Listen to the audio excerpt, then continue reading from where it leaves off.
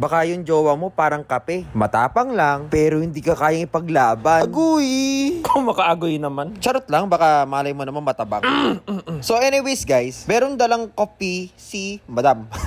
Ano ba? O, yun na nga, may dalang kape si Madam. Tapos lagyan ko daw ng bulaklak. Tapos ito, naglagay na ako ng sponge. Tapos binalutan ko ng plastic para hindi mabasa yung karton. Tapos ngayon ko lang nalaman na ang tawag pala dyan sa greens na linalagay ko na yan ay cypress leaves. Kaya thank you Sir Daryl. Shout out to you. So naglagay pala ako ng 3 rosas na pink. At syempre stoma, diba? Dapat kasi malilit lang yung mga bulaklak na ilalagay natin para magkasya dito sa lalagyanan ng coffee. At syempre, hindi pa pahuli yung limonium natin. Natatawa man ako dito sa kape. Wala nang ice, natunaw na. Matabang na talaga to, promise. Tapos parang bawas pa.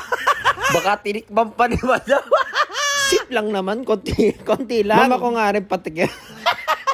Ay, lap trip talaga ako dito sa voice over ko na to. Ayun na nga, lalagyan na natin ng tubig and okay na, tapos ng ating arrangement. Paano niya inumin walang straw? Tunggain na lang ni Madam, okay? Ay, ewan ko ba, bakit ganito yung voice over ko ngayon? Anyways, baka naman, 180 degrees.